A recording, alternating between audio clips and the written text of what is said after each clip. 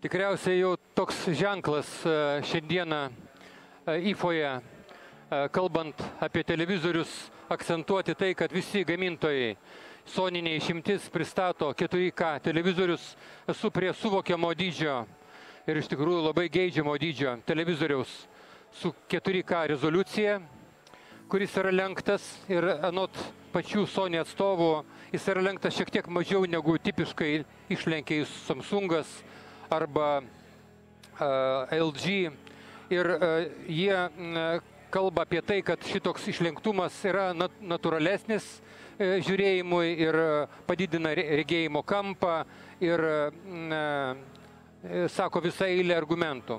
Kaip ir kiekvienas gamintojas, Sony neišimtis, sako savo technologijų pavadinimus, kurie pagerina vaizdą, kurį mes matome va dabar.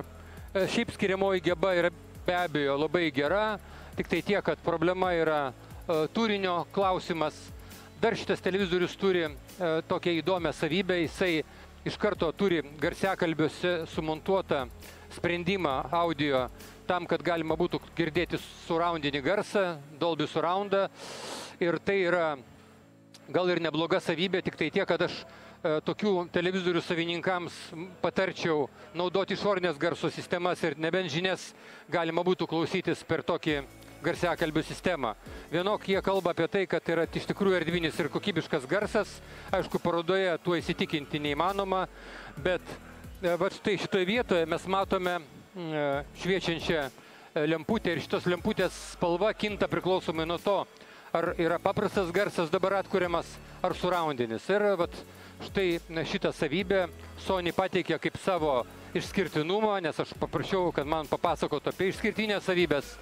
Tai visą laiką išgirsti pristatymus geresnės spalvų atvaizdavimo technologijos ar dar kažkas. Čia yra tokia mistifikacija, tai na jau mes turėtume lyginti tą patį įrašą, sudėti televizorių skirtingų gamintojų su skirtingais spalvų atvaizdavimo sprendimais ir juos lyginti labai preciziškai.